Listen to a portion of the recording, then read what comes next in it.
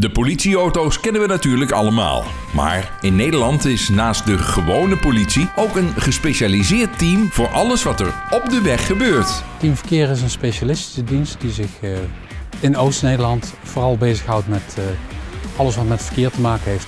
En met name het toezicht handhaven. En daarvoor hebben ze een eigen wagenpark.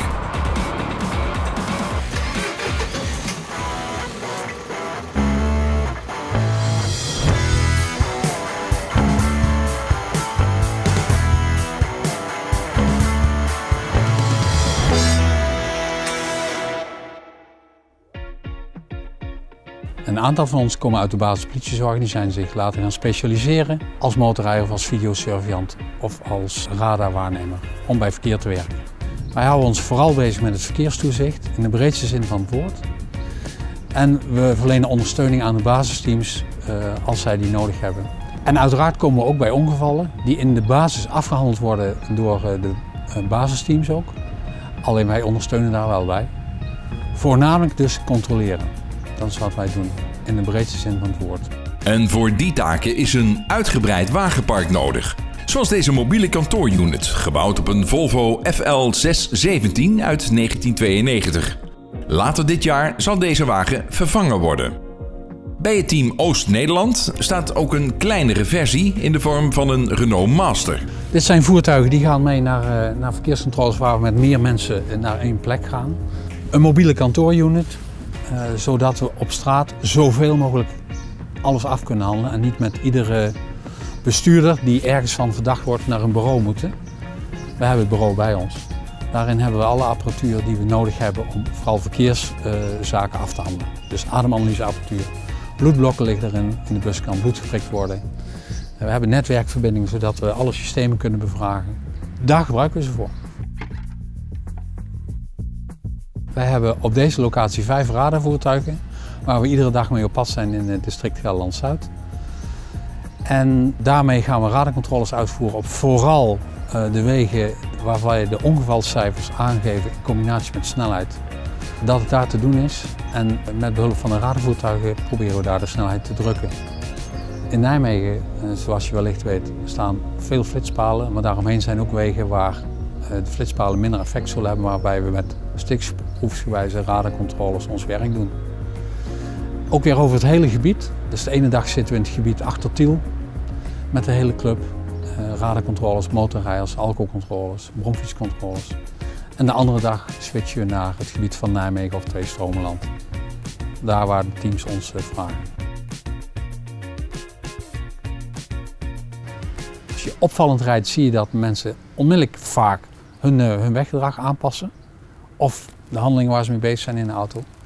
Echter, als wij op zo'nzelfde wegvak rijden met een onopvallende auto, al dan niet in burger gekleed, zie je veel meer zaken als het telefoneren, het met andere dingen bezig zijn in de auto's waarvoor het bedoeld is. Snelheidsoverschrijdingen, lomp weggedrag, lomp in uitvoegen, asociaal weggedrag. Dat valt veel beter te besurveilleren met een onopvallende auto als een opvallende auto. Van 1960 tot 1996 was dit de grote trots van de agenten op de weg. De Porsche. Ik heb met de Porsches gereden. Het was een schitterende auto. Echter beperkt in de ruimte met alles wat we mee wilden nemen. We konden niet zo heel veel meenemen. We konden zelfs geen verdachten die we aanhielden onderweg meenemen. Omdat je maar 2 zitplekken hebt. Maar dat was een geweldige auto. Alleen die werd toen als te duur bevonden. En uiteindelijk zijn we via de Volvo's nu weer beland bij dit soort voertuigen. En dat zijn deze brute wagens. Audi A6 Quattro met daarin een 3 liter 6-cilinder motor, 272 pk en daarmee goed voor dik 250 km per uur. Uiteraard krijgen agenten hier een speciale rijopleiding voor. Dat is heel leuk en goed om te zien dat we inmiddels weer terug zijn bij auto's die het werk aankunnen. Want alles boven de 200, dan gaat het wel heel erg hard. Maar ook dan moeten we nog antwoord kunnen bieden en dan kunnen we met deze auto's prima.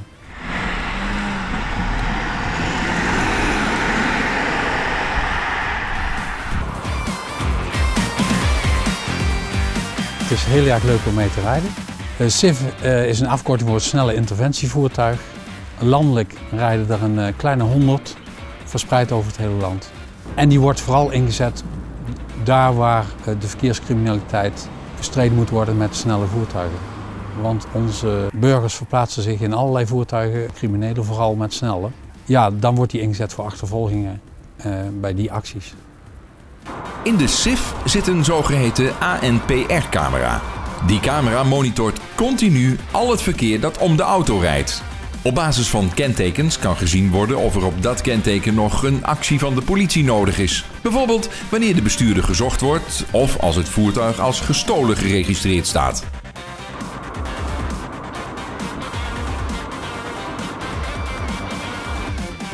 Wanneer de Audi's langs de weg staan, bij bijvoorbeeld een ongeval, en de agent moet iets achter uit de auto pakken, wordt de zwaailichtbalk door de openstaande klep geblokkeerd voor het achteropkomende verkeer. Om dit op te lossen zitten er zelfs in de achterklep blauwe flitsers.